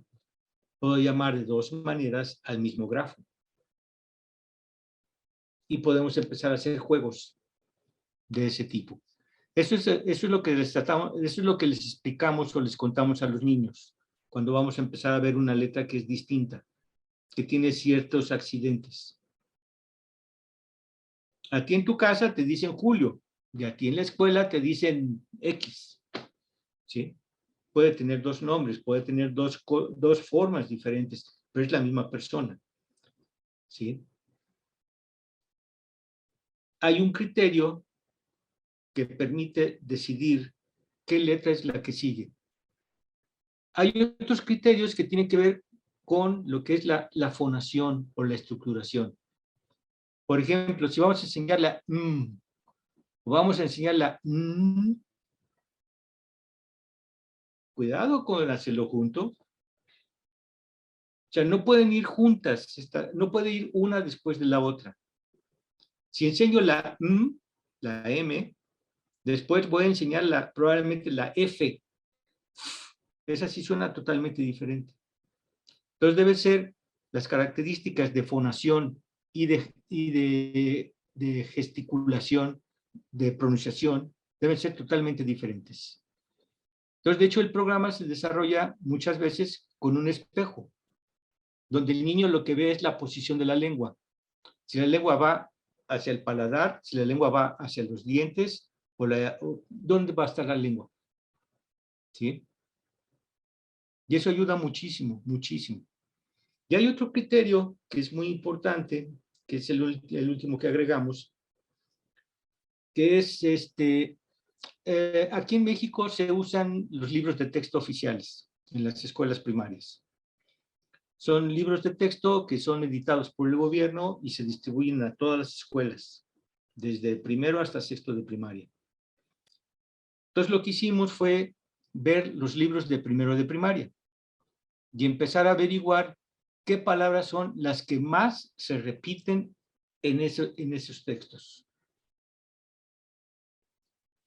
Otro criterio por el cual vamos ordenando la enseñanza de las letras es de acuerdo al número, mientras más frecuente es una letra, o sea que el niño va a encontrar en su texto de primero de primaria, pues entonces necesitamos enseñarla antes, ¿sí? Son 4 o 5 criterios que permiten determinar cuál será la siguiente letra que se enseñe. Y eso ha integrado un programa, yo diría, bastante interesante y bastante bonito. Ahora, lo curioso es, hicimos ahí, bueno, de hecho, esto es para enseñar letra por letra, y de hecho enseñamos sílabas, ¿sí? Primero enseñamos las vocales y luego enseñamos las sílabas. El problema es cuando tenemos sílabas que llamamos alternas. Por ejemplo, primero viene la vocal y luego la consonante. Y generalmente en el español es al revés. Es primero la consonante y luego la vocal. Lámpara. L-A-M, ¿sí? Lam. Y aparte tenemos sílabas de tres letras o de 2 o de 1 muchas veces. Pero el problema son las sílabas alternas, donde primero va la vocal y luego luego la consonante. ¿Qué hacemos con ellas? ¿O qué hacemos con las palabras que tienen sílabas compuestas? Por ejemplo, hombre. Fíjense, la H no suena. Ese es otro caso, es otro fenómeno. Hay una letra, hay algo, hay alguien que existe, pero no suena, que es la H muda. Válgame. Bueno, y viene el gran problema, o otro problema, que es las sílabas que son compuestas, como bre, hombre, BR. Generalmente lo que ocurre en español es una vocal, una consonante y una vocal, pero no 2 consonantes juntas. ¿Cuándo se enseñan? ¿Cómo se van a enseñar? Entonces, para eso empleamos precisamente el programa, el método global. Los niños generalmente van al baño. Los niños saben dónde está la dirección de la oficina de la dirección. Y en los baños aparece un letrero que dice mujeres o hombres. Y todos los niños tienen un nombre, todos. Entonces lo que hacemos es escribir sus nombres con puras mayúsculas. Y ponemos la palabra hombre o mujer con mayúsculas en los baños. Y ponemos la palabra dirección en la oficina de la directora. Fíjense que la palabra dirección tiene 2 problemas. Uno es la existencia de la R. Yo digo rompo, es una forma de pronunciar la R. Digo dirección, es otra forma de pronunciar la R. Digo corta, es otra forma de pronunciar la R porque está no a principios, sino en medio de la palabra. Y digo pared, está en medio de la palabra, pero ahora es simple, ahora es un sonido suave. O sea, bueno, hay una serie de complicaciones ahí terribles.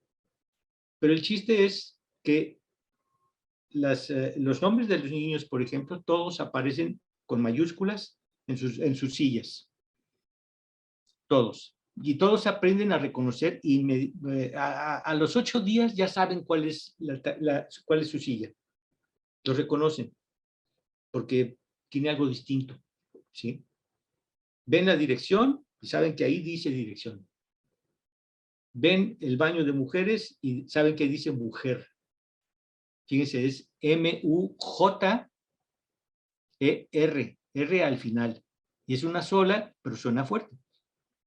Y hombre, que también suena fuerte la R, pero tiene la combinación de la BR. En México no hacemos diferencia entre la Z, la C y la S. En España sí, lo sé, y eso facilita mucho las cosas. Y tampoco hacemos diferencia entre la V y la B. Y eso en México complica mucho las cosas. En fin, son análisis que son mucho más finos, pero que están pensados de una manera, digamos, distinta, ¿sí? O sea, ¿cómo podemos hacer que el niño interactúe con diversos tipos de palabras, pero enfrentándose gradualmente a la complejidad que requiere la lectura, ¿sí? Hicimos una investigación en la escuela esta en la que yo trabajé y en otra escuela. Pusimos a los niños, bueno, el programa este que ideamos se desarrolla a lo largo de 3 años, ¿sí? Empezamos con niños de 3, 4 y 5 años de edad. De manera que cuando tienen 6 ya saben leer. A diferencia de las escuelas oficiales, donde se les trata de enseñar a leer en un solo año, el primero de primaria. Nosotros, a su vez, no lo hacemos así. Lo hacemos gradualmente durante 3 años, con mucha práctica, mucha práctica, y poniendo énfasis en este tipo de análisis y en este tipo de accidentes. Bueno, hicimos una investigación donde les dimos a leer a los niños ya de primero de primaria, a finales de primero de primaria, que se supone que ya cursaron los niños de la escuela particular, de la escuela oficial, ya cursaron ya tienen las bases para poder leer, y los alumnos de la otra escuela. Pero los pusimos a leer palabras que tenían sílabas que íbamos identificando, como sílabas sencillas, sílabas inversas, sílabas complejas, etcétera, etcétera. Y el tipo de letra, el tipo de, perdón, y la letra específica, ¿sí? Y lo que encontramos es que los niños en la escuela esta en la que aplicamos nosotros en el programa, leían mucho mejor, con mayor eficiencia, a finales de año, que los otros comparados de una escuela, de otra escuela. Para evitar problemas, lo hicimos en 2 escuelas particulares, 2 escuelas privadas. La escuela donde yo enseñaba es privada, y la escuela donde hicimos la autoinvestigación también era privada, porque sabemos que la atención es diferente. El número de estudiantes generalmente es más reducido en una escuela privada que en la escuela oficial. En la escuela oficial puede haber hasta 30 o 40 niños en un solo salón. Eso me parece totalmente antididáctico, que no debe. Permítanme, está llorando mi gato que quiere salir. Quería aparecer. Tendré que buscar a Bichet. Sí. Listo, ya. Vale. Ya estaba magueando, es que tengo cerrada la puerta y la ventana, y ya quería salir, entonces dije, no me puedo esperar más, pero bueno. En fin, son algunas de las características del programa, que combina, o sea, no nos peleamos si debe ser fonético global. Nosotros lo combinamos. Pero no decimos que es ecléctico. Ojo, tiene una lógica, tiene una filosofía totalmente distinta. Lo que nos interesa es la interacción del alumno con las palabras y con las sílabas y con las letras, pero de manera diferente, que son dos formas de aprender. Y las dos formas conviven perfectamente. Los niños es curioso porque, además, solamente hay que verlos. Cuando van rumbo a la escuela, o de la escuela rumbo a su casa, van con su mamá o su papá o con cualquier otra persona, ven un letrero y dicen, mira mamá, ahí dice Coca-Cola. ¿Cómo lo hicieron? Pues porque saben que ahí dice Coca-Cola. El problema después es enseñarles por qué dice Coca-Cola. Eso es otro punto. Pero ya aprendieron Coca-Cola. Y ya aprendieron, y aprenden así muchísimas palabras, a leerlas, y dice, ahí dice tal, ahí dice tal, ahí dice tal, ahí dice tal. Bueno, pues es aprovecharlo simplemente. ¿Sí? En fin, son algunos de los aspectos, pero les digo, la enseñanza de la lectura es sumamente complicada, y lo que más me preocupa es que en las escuelas oficiales se trate de enseñar en un solo año. El resultado es muy triste. Hay muchos estudiantes, muchos, que terminan el primer año de primaria sin saber leer. Y luego terminan primaria sin saber leer y pasan a secundaria. Y terminan secundaria y siguen sin saber leer. Un niño que llega a cuarto año de primaria, y está más o menos comprobado, un niño que llega a cuarto año de primaria con problemas de lectura, difícilmente va a poder recuperar su ejecución, una lectura normal. Y eso es grave, es muy grave. Hay estudiantes que llegan a la universidad con problemas de lectura. Pero ¿cómo es posible? Pues sí, sí es posible, definitivamente. Y en México pasa, y muy seguido. Y eso es muy preocupante, obviamente. ¿Sí? Y En fin, por, sí. sí, por ir concluyendo, porque bueno, podríamos estar aquí escuchándote mucho rato, Julio, pero o sea, de verdad que no, o sea, no hablamos porque da gusto simplemente ya escucharte y demás, pero sí que quería preguntarte, porque has comentado un poquillo el tema de que haya muchos alumnos en las aulas, y también en la anterior entrevista que tuvimos contigo y con el resto de miembros de Sí. SINCA, mencionaste cosas del tipo como que lo mejor que se podía hacer con las escuelas era cerrarlas. Entonces yo quería preguntarte un poco por ahí, que es ¿qué otras fallas tú ves en el sistema educativo? O sea, aparte del número de alumnos que se reúnen en un mismo aula, ¿qué otras cosas tú ves mal por ahí que se podrían corregir para optimizar un poco todo ese sistema?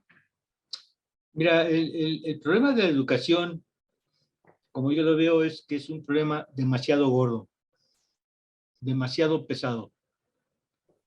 Las escuelas, en general, no enseñan, bueno, los maestros, no las escuelas. Es una forma de hablar muy, muy chistosa, ¿no? Pero los maestros en general no enseñan. Y en general los alumnos no aprenden. Porque a los maestros ya no les interesa el alumno. El maestro está interesado en lograr puntos, en hacer currículum, en tener cierto prestigio, en tener acceso a ciertos programas o ciertos financiamientos. Pues ya, al menos en México, el maestro se olvidó de los alumnos.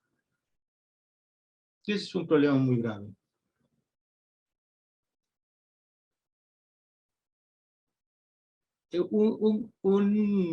Un problema es la falta de docentes preparados.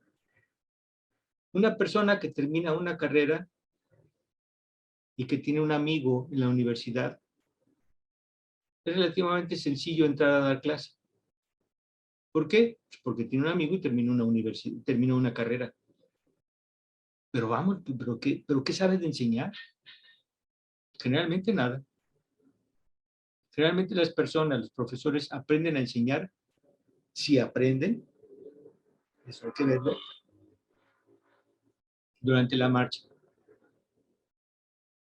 Pero tienen muy pocas indicaciones, tienen muy pocas sugerencias, o sea, no hay, aunque hay cursos de didáctica y una bola de cosas, en general todos esos cursos no sirven para nada. Porque simplemente son cursos que se dan de la misma manera en que damos clase en todos lados. El maestro llega, se para, vomita lo que sabe y ya. Los programas de las escuelas en general están pensados en términos de lo que dura el maestro en presentar un tema. No están pensados en términos de lo que dura un estudiante en aprender el tema. Entonces, se desea, y de hecho están los programas elaborados de esa manera, que por ejemplo el programa de cualquier materia, matemáticas, ciencias naturales, geografía, historia, etcétera, lo que sea, el programa debe desarrollarse en X periodo de tiempo. ¿Por qué? Porque es lo que tarda el maestro en enseñarlo, supuestamente. Pero ¿cuánto tiempo tarda un alumno en aprenderlo? Eso nunca está pensado. Nunca. No está calculado ni siquiera. La secuencia que tienen los programas es una secuencia muy rara. Es una secuencia dada por los especialistas en la materia. Pero no en términos de la complejidad de lo que están aprendiendo. Es algo muy diferente. Se supone que los programas van de lo simple a lo complejo. ¿Evaluado por quién? Pues por los especialistas de la materia. Entonces dicen que sumar es más fácil que dividir, o que restar es más fácil que multiplicar, o que sumar es más fácil que multiplicar. Entonces hay una secuencia de cómo se enseña. Es una secuencia dada por el sentido común, es una secuencia dada por un análisis superficial, digamos, de lo que hay que aprender. No existe un análisis en términos más estrictos, más rigurosos y científicos. Simplemente es el parecer de los especialistas de la materia. Veamos, por ejemplo, historia. ¿Cuál es la secuencia que se usa para enseñar historia? ¿Quién sabe? No lo sé. No lo sé. En un año llevan la historia nacional, en otro año llevan la historia de la Segunda Guerra Mundial, en otro año la historia del medioevo, en otro historia... ¿Por qué? ¿Quién sabe? Y además lo curioso es que se aprende historia sin referentes. Esto es, díganle a un niño de 6 años que en el siglo XIV los reyes te hablaban de... ¿Qué significa eso para un niño de 6 o 7 u 8 años? O incluso de 10. En el siglo XIV. ¿Qué es eso del siglo XIV? Si los niños, cuando van, por ejemplo, los papás se llevan a los niños a pasear, o se los llevan a vacacionar. Y el niño le dice, oye papá, ¿cuánto falta para que lleguemos? Faltan 3 horas, hijo. ¿Tiene algún sentido responderle eso? Si el niño tiene 6, 7 u 8 años, bueno, a lo mejor el de 8 años ya. Pero un niño de menos de 7 años, decirle que faltan 3 horas no tiene ningún sentido. Es lo mismo que decirle a un niño que la H es una consonante. ¿Y qué? ¿Cómo? La escuela enseña demasiadas cosas o trata de enseñar demasiadas cosas que no tienen ningún solo sentido. ¿Cómo crees tú que se debería evaluar el conocimiento que tú vas acumulando, digamos? El otro día, también con ustedes, Héctor Martínez se refirió a algo que me parece totalmente congruente y bueno, de hecho yo creo que debería ser lo que ocurre. Esto es, yo voy evaluando al alumno conforme lo que va haciendo. Pero tengo que fijarme qué es lo que está haciendo. Y si voy a fijarme en lo que está haciendo, debo tener una cantidad de alumnos a la cual pueda yo ver directamente. Pero si tengo más de 30 personas frente a mí, es casi imposible. No hay maestro que lo haga. Ya hablar de 25 es complicado. Más de 25, yo he visto clases allá en España con ustedes que parecen sesiones de circo, pero de circo romano, donde hay una multitud de estudiantes y el maestro nunca se aprende el nombre de cada alumno, obviamente. Entonces son N personas, N estudiantes. Entiendo Yo, que, perdón, sí. entiendo que este tipo de, bueno, de formas de impartir al final las asignaturas, de lo que sea, tú comprendes que se debe hacer, sea el colegio, como lo llamamos aquí, el instituto, la universidad, lo que sea, ¿no? O sea, por ejemplo, el que sea un número reducido de alumnos en el aula, independientemente de que sean más pequeños o sean ya más grandes, ¿no? Sí, sí, sí, definitivamente, definitivamente. O sea, de hecho, yo tenía grupos hubo una época muy pesada, pero para mí lo ideal era trabajar con grupos de hasta 30 personas, no más. A los 15 días yo me sabía el nombre de todos ellos y los trataba por el nombre, ¿sí? Entonces, de hecho, no necesitaba yo pasar lista. Me fijaba, veía, ya, quién faltó, fulanito. Ya sé quién faltó y ya sé quién está aquí. Y cuando preguntaba directo. Decía, a ver, Luis, a ver, Marcos. Dice, a ver tú, el de barba. Dice, pues, ¿cuál? Pues, si los dos tenemos barba. Sí. Sí, claro. Es que, por ejemplo, mismamente yo, en mi experiencia, en la otra carrera que yo hice, en la universidad pública éramos, pues, 80 y pico, 70 y pico en el aula. O sea, bueno, sí, por ahí más o menos. Luego, claro, ya te dividías, a lo mejor para hacer alguna actividad práctica, te dividían en Claro. 15, 20, pero de normal eran 80 y pico. Entonces, obviamente, los profesores no pueden individualizar. No, definitivamente no, es imposible. O sea, de hecho, perdón, es que tengo aquí un aparato prendido y necesito apagarlo. Sí. Una vez que lo apago con el celular, ya está. Ok, listo.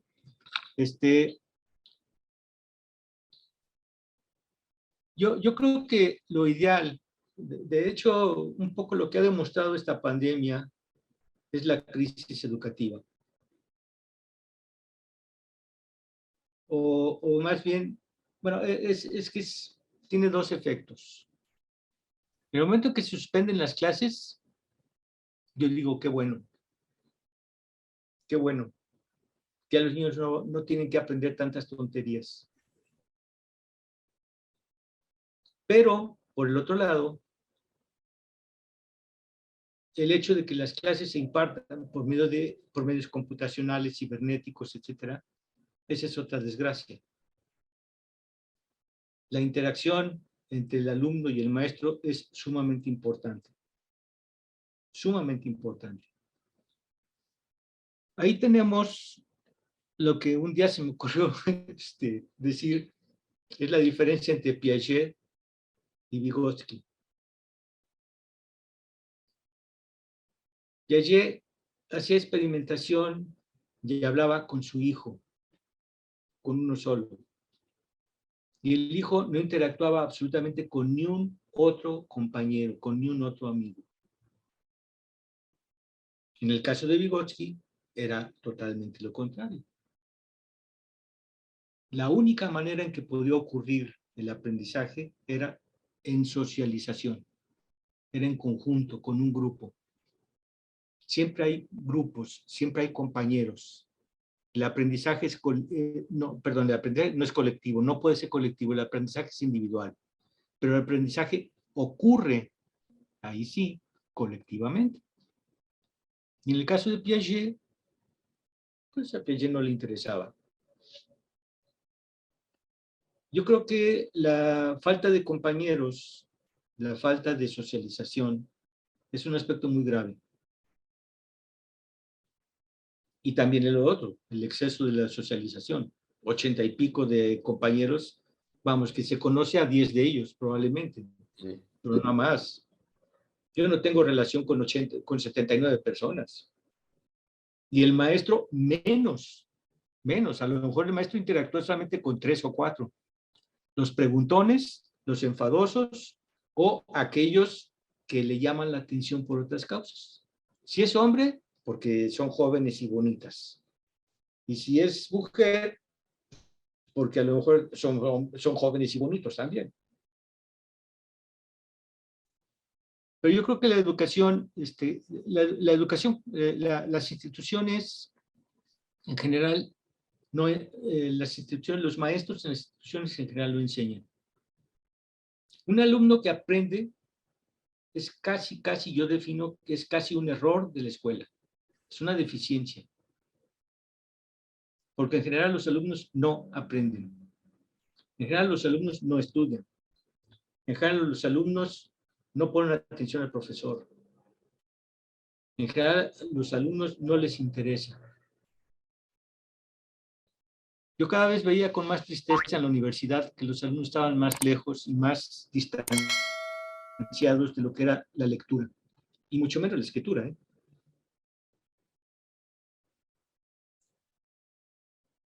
Y eso es muy triste, ¿no?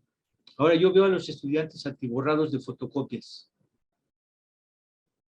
Fotocopias que terminan en el cesto de basura. Y que si quiero recuperar, pues quién sabe dónde quedó. Un libro difícilmente llega a existir o difícilmente llega a ser comprado por un estudiante. Y esto me parece muy grave. Cada vez la educación yo creo que cada vez va más, es más deficiente por todos lados, en términos de la preparación de los maestros y en términos obviamente de la preparación de los alumnos. Por eso digo que la mejor solución de las escuelas sería cerrarlas, para evitar que se siga cometiendo tantas barbaridades, tantos crímenes didácticos que ocurren en las escuelas, ¿sí? Yo creo que las escuelas no tienen mucho sentido en la actualidad, excepto porque son un centro de convivencia, porque nos dan cierto pretexto para hacer ciertas cosas, etcétera, ¿no? Pero fíjense, un aspecto muy interesante, cuando un psicólogo sale de la carrera, ¿qué sabe hacer? Casi nada. Casi nada. Cuando empieza a dar consulta, cuando empieza a atender a algún niño, ahí es cuando empieza a aprender. Pero curiosamente, porque es cuando ya no tiene maestros, ya no tiene una guía, ya no tiene un consejo, ¿sí? Y cuando se tiene que echar mano de, yo me acuerdo que un día vi, y a ver si lo puedo recuperar. El psicólogo tiene la formación del psicólogo es muy deficiente en general en todas las universidades que yo conozco. Demasiado deficiente. No nos preparan. Y eso pues deja mucho que decir, ¿no? Y veo ahí sí muchos psicólogos dedicados pues, al eclecticismo, ¿no?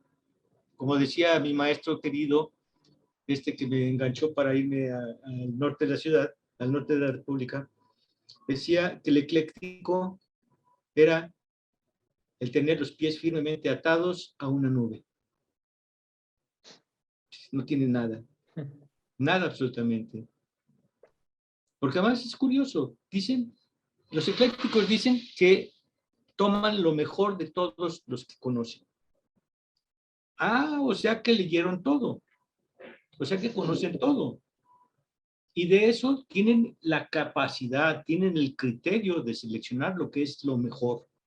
¿Vale? Pues son unos fregones, son unas personas excelsas. cual no es cierto. No es cierto, simplemente son pragmáticos. No es que escojan lo mejor, es que escogen lo que parece funcionar. Punto. Nada más. Pero sin absolutamente ni un solo criterio lógico ni filosófico de nada. Sin ninguna formación. Eso hace que el psicólogo se demerite demasiado. Pues Julio, sí, la verdad es que estamos, yo creo que Marcos y yo, los dos, embelesados escuchándote porque, bueno, es muy interesante lo que comentas y desde luego que la educación tal como está y como salimos de las carreras de psicología es totalmente deficiente, ¿no? Y bueno, con este mensaje, ¿no? Esperanzador, Sí, con este mensaje esperanzador, yo creo que vamos a poner fin aquí porque por cuestión de tiempo, pues, claro. por desgracia tenemos que terminar, pero vamos, queríamos decirte que es un placer escucharte, que ha sido muy interesante, que ojalá, pues, este tipo de mensajes y aunque sea por estos medios, lleguen a estudiantes que puedan también formarse, ¿no? Y aprender a través Claro. de esto, ¿no? Así Sí. que nada más, muchas gracias Julio por acompañarnos, gracias por estar con nosotros y dedicarnos a este tiempo. Luis, un placer, hombre, un placer estar con ustedes, como siempre. Mucho gusto, Luis. Marcos, gusto en saludarte de nuevo. Y seguiremos en contacto cuando quieran.